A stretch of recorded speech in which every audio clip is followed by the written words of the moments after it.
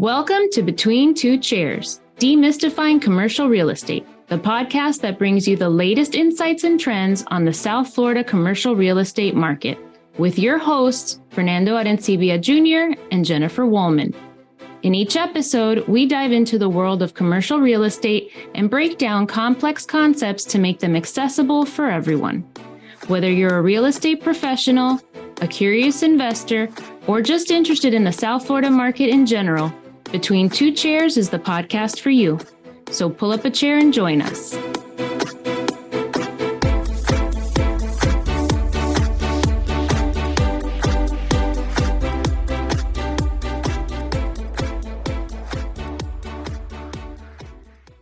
Welcome, everybody, to another episode of Between Two Chairs. My name is Fernando Arencibia, and with me, as always, is the very tropical Jennifer Woolman.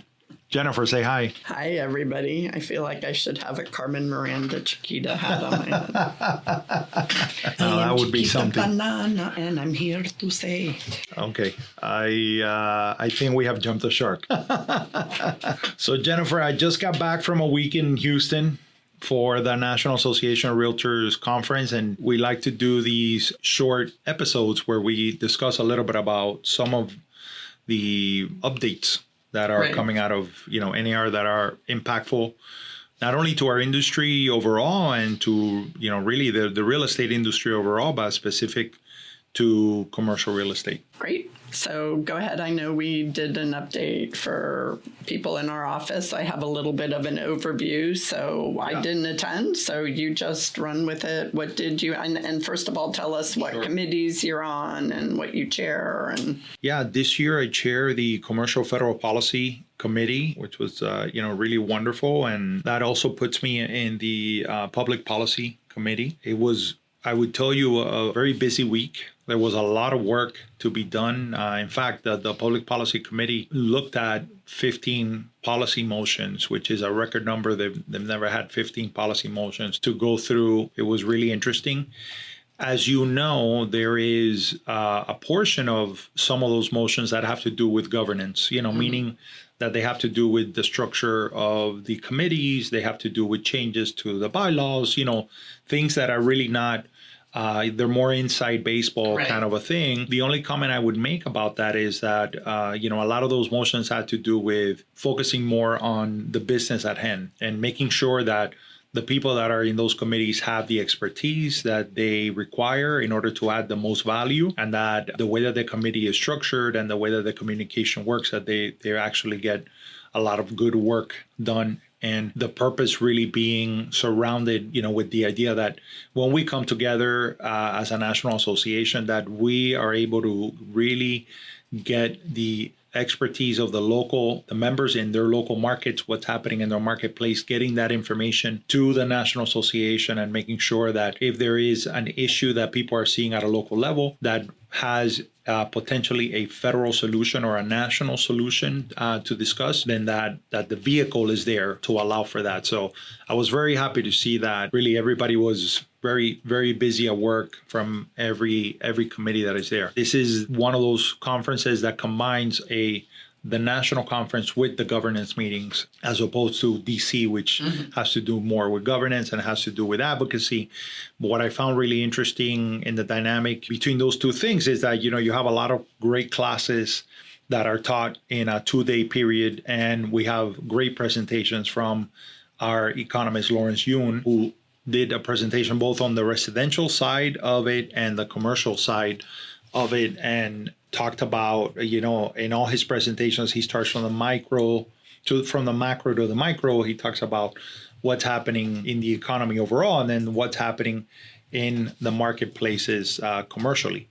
And I think it might be a good idea to kind of start there. So I'm going to pull up some of the slides that are of what he talked about, just to kind of go over on a nationwide perspective conversation. He started with the question that everybody asked him, which is, are we headed into a recession? And the short answer is that he doesn't see any data to confirm that. There was conversation about whether the stock market is overvalued, which is something that, we always monitor in commercial real estate. And I know from conversations with David Abernathy that luxury agents also monitor that to see how the stock market is performing, and there is a relationship between that and the luxury market, just as there is a relationship between that and the commercial real estate market. Spoke about where things are in the equity of housing wealth, which appears to be on solid ground. It has maintained. So any equity that was gained after the pandemic up to now seems to be holding steady. Conversations about job gains and about the labor market, which is something that we're having, nationwide. Spoke about consumer sentiment and spoke about where we are in regards to loans that have to do not only with housing, but have to do with consumer loans.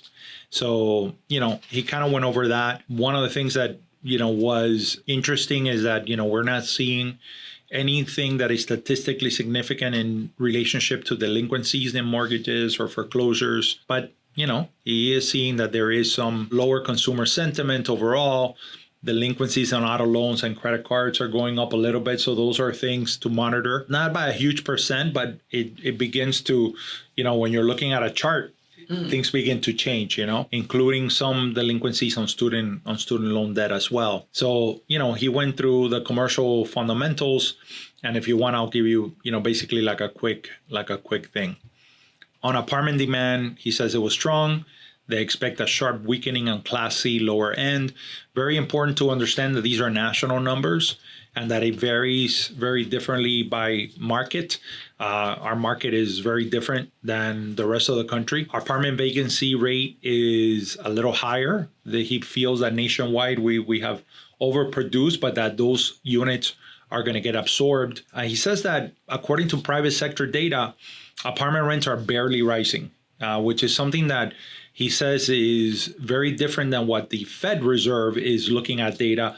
Fed Reserve is saying that there is a 3.6% increase on rents month over month, whereby the private sector data is saying that it's nowhere near that. It's probably a 0.6%.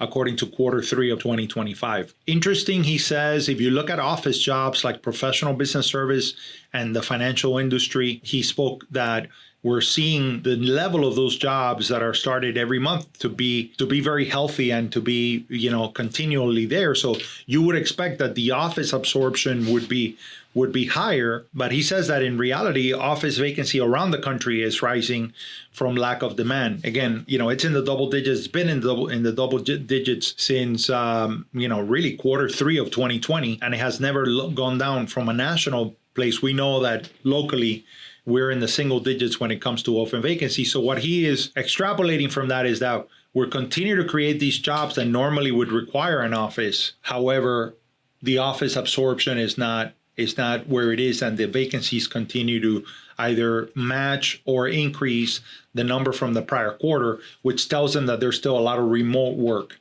or a lot of hybrid work that is happening there. He spoke about retail sales being high, spoke about this retail sales has a respectable 5% growth rate, which is not only, a very healthy, but it is something that you can expect to continue. Spoke about retail absorption basically turning into negative because there has been restrained production, not a lot of production of retail centers around the country. So nationwide retail vacancy is at a 4.3%. I think in Miami we're near zero just because it has been so robust. Industrial space, net absorption. He did speak that there might be something that later on we look at might be an effect of the tariffs. Q1 of 2025, there was 139 million square feet of space that had been absorbed, but in Q2 that was down to 90 million. In Q3 is down to 63 million. So he is saying that there might be some tariff effect that from an economist perspective, you really can't correlate until a couple of more quarters. Says that there has been some overproduction of industrial vacancy space. The vacancy rate nationwide is 7.5%. Again, here in South Florida is significantly lower. Rents continue to rise even in the industrial space, even with that overproduction that he means. It's rising at a lower rate. It's at about a 1.4% in Q3 of this year, but it's still rising. So it remains healthy spoke about commercial real estate loans, something that we've talked about before, this wall of maturity, but basically says that appraisal values are stabilizing. And he did say that if you look at all commercial real estate loans, the growth of that sector is primarily in small banks. It's not the big banks that are lending on commercial, that it is the local community banks, which he says that the positive of that is that that's something that the FDIC will look at, that the Fed Reserve will look at as well when they're making decisions about where rates are. He expects rates to continue to go down. He expects that commercial transaction value, right now it's not picking up,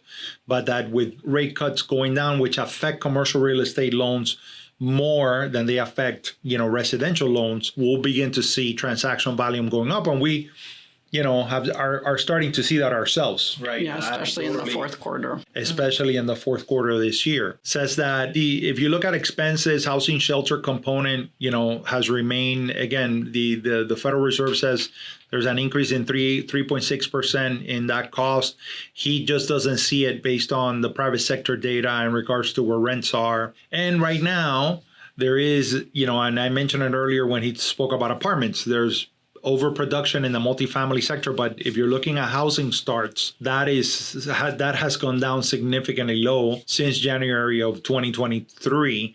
And it takes about 3 years for a new housing starts to actually turn into a project that is completed. And so, he feels again that all of that multifamily is going to get absorbed. And then we're going to be back at this point where we're going to need to have more starts. Overall, he believes that job growth is going to turn around.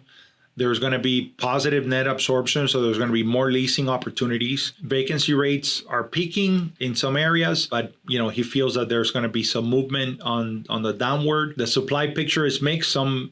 There's some temporary oversupply in multifamily and industrial, but he feels it's temporary. It'll get absorbed. There's not a lot of new restarts or starts that are happening in that product line. He feels that there's going to be a permanent oversupply of office nationwide and a restrained supply in retail. So let's dive in a little bit to the local numbers just to kind of put that in perspective. Mm-hmm. So this is from NAR's third quarter report for the Miami, Fort Lauderdale, Pompano. So it's kind of the larger Miami MSA.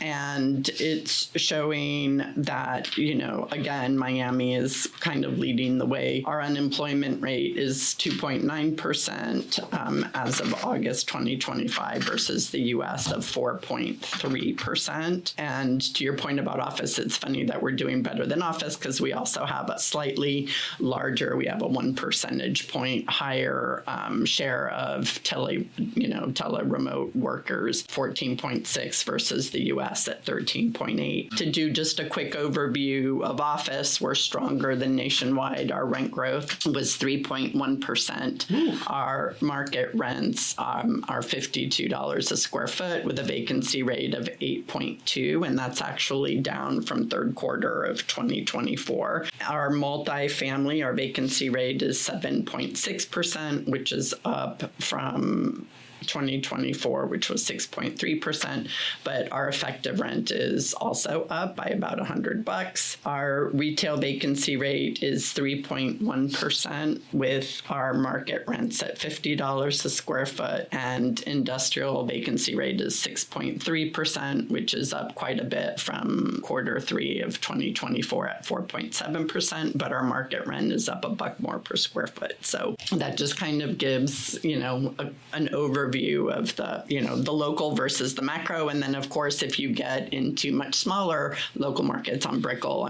rents are significantly higher. Coral Gables significantly higher than $52 a square foot. But again, that's a pretty big MSA. So, and I know yesterday we got a question from, we were doing this presentation to our agents, and we got a question about why are these national numbers important? And it's always important to understand what's happening nationwide, especially in comparability to what's happening to the local marketplace. That I think holds a high layer of significance from how competitive your market is versus the nation. So it's important to understand both. It's important to understand where we are, nationwide, and what those numbers are telling, and where your local market is trending in comparison to that. Well, and it's interesting because I read something on LinkedIn yesterday by Bob Knackel, who was talking about one of the multifamily rules that just passed in New York City on first reading. It still needs to go to a second reading, but he said, holy moly, if this passes, that we're going to see a huge influx of multifamily developers from New York coming down here, which again would increase our production and our supply and investments and drive up pricing for multifamily lands, et cetera. So that's why it's important to know the bigger picture. For sure. And where your what's happening in your feeder markets as well. So no doubt. So what else did you? No, I thought it was really interesting. Again, the conversations from a policy perspective that were being had were very sober, business-like, logical approach to advocacy. And, it was really interesting, from the insurance perspective. There was a lot of talk about the long-term viability of the National Flood Insurance Program and looking at things like, uniformity, clarity, transparency, consistency of standards, the importance of providing flood history transparency to the consumer that is buying a property that has, had prior flood damage, and also looking at what do we do about the coverage for properties with excessive flood loss claims, right? And how there may need to be some reforms that are going to guide the way that we have those conversations at a federal level for the National Flood Insurance Program. We just went through one of the longest, government shutdowns. And every time that happens, there is that question about what happens to the National Flood Insurance Program. There were people that couldn't close on their properties because they couldn't, in effect, get that coverage. And I know that every year we always talk about the extension of it, but I like that we were also talking about, well, how do we make it more long-term viable so that it continues to be a good program, right, for property owners and for homeowners all around. Now, did the flood insurance conversation expand beyond flood? Like, I know we always bring up, or every now and then, especially in light of what's happening in California, right, between fires and floods and landslides and everything else, right? And it's not just to pick on California for their fires and us for our hurricanes, but it's kind of it's a global event, right? I mean, things are happening at much higher extremes. So was there any discussion on some type of national insurance similar to the flood, or was it? So I was not at the insurance, committee because it conflicted with my committee. So it was difficult to be everywhere, but I do know that was one of the proposals had to do with the NFIP, and so that's the information I have. I would tell you that chairman of that committee is a gentleman by the name of Ted Oates, who is amazing and is very engaged into everything that is happening in the insurance world. And so I would venture to say that a lot of those conversations probably were had in that committee. The other thing that happened is we had a work group between the Commercial Federal Policy and the Federal Taxation Committee. And out of that work group, there were a couple of things that came out in DC when we met in June. And this time around, there were conversations that had to do with, federal tax policies that would, for example, one of them had to do with making sure that we were able to advocate and support federal tax policies that assist owners whose real and personal property is threatened by damage or destroyed by natural disasters. So even though this didn't come from the insurance, it goes to address the question that you have, which has to do with natural disasters. And there are things that are at the disposal of the federal government, whether it is tax credits, deductions, or other tax incentives that are designed to encourage owners to mitigate potential damage by hardening their property. And in Florida, we have such a program, and we've always spoken about hardening our homes and hardening our property. And so that was something that I thought was really interesting. Maybe federal tax exemptions for state and federal disaster mitigation payments or incentives. And they also spoke about this idea of like a federal catastrophe savings account or a disaster savings account. So there are similar accounts that are designed to allow owners to, for example, we have these medical accounts where you could put money, that is tax exempt, right? Those TSAs. The idea would be to create something like that would allow property owners to set aside funds to help cover costs from devastating natural disasters in a tax favored account. I thought that, again, a lot of the conversations were to look at solutions that are necessarily out of the norm. You're not necessarily reinventing the wheel, but you're taking an idea that was for medical and saying, well, why can't we create something similar so that the homeowner is able to not only fortify their home, but also, save in the case of an emergency. And so, I thought that there was, a lot of good stuff there. There was also a recommendation that had to do with, looking at the 1031 exchange, about the 45 and 180 day rule. I thought that was a really interesting dynamic. And then the question became, there's a lot of property owners, and this kind of related to the inventory issue. There's a lot of big institutional owners of single family homes, and many of them bought the homes that they own more than 10,000 units, single family homes, and they bought it right at the time of the Great Recession.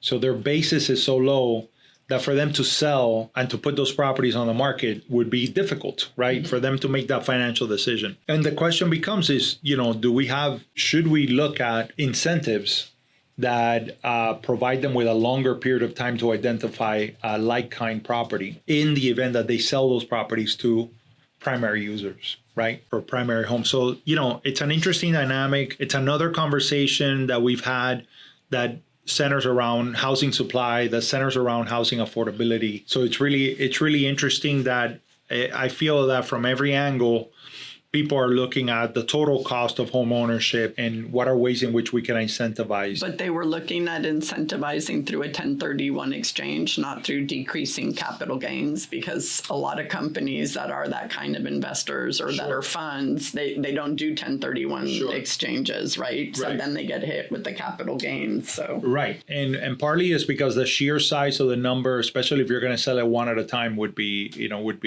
difficult to then say, okay, I'm going to do a 1031 exchange. Right. We as an organization are already advocating for that. Okay. Right. And so this was more of a new idea that needed to pass so that NAR would be empowered to be able to advocate for it in the, if they see an opportunity. So that was very interesting. I would tell you that there was also something that is happening here that I think is very topical in our market. And it doesn't have to do with commercial, but it has to do with condos, right, and associations.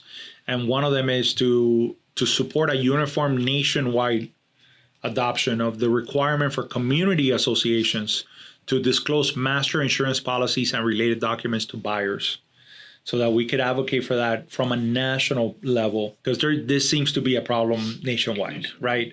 Where associations are not readily providing the documentation that any reasonable buyer would need to have in order to make a decision about the purchase that they're making, that beyond the bylaws that govern the association, that you actually get to see the financials and see where things are. Now, are they looking at that for commercial as well? Because I know that that's something that at least locally we're trying to get some information available, because we have a lot of office condos that are sold. We have industrial condos, and it doesn't apply to the condos. Yeah, even though this came out of the resort and second home, real estate committee, the language is really about any community association. So if you have any associations overall, that they would be compelled to provide these policies. Okay. So I think that's a big part of it. I feel that in a really interesting way, the conversations really are surrounding all of the important issues that we're seeing. The other stuff, had to do with governance and things like that, and things that really are not applicable to our podcast. Mm-hmm. But again, everybody was busy at work. Everybody was happy to be busy at work, and actually talking about things that matter. And there was robust debate about every single thing, as there usually is. It was impressive to see us go through 15 usually 2 or 3 gets us stuck for hours. Right. But to go through all 15 and be able to be able to pass them to executive to review, then that was an impressive thing to see. But there was a lot of good debate and a lot of good discussion. Great. For sure. Well, thank you for spending a whole week out there in Houston and doing the work. We appreciate it. Absolutely. I hope this brief update would be valuable to you, we're going to put the link to the report on the commercial data that I shared earlier today in our show notes. Thank you again for joining us on this episode of Between Two Chairs. We really, really appreciate your feedback. We really appreciate you guys listening in. All right. Say bye, Jennifer. Bye. I beat you to it. Bye.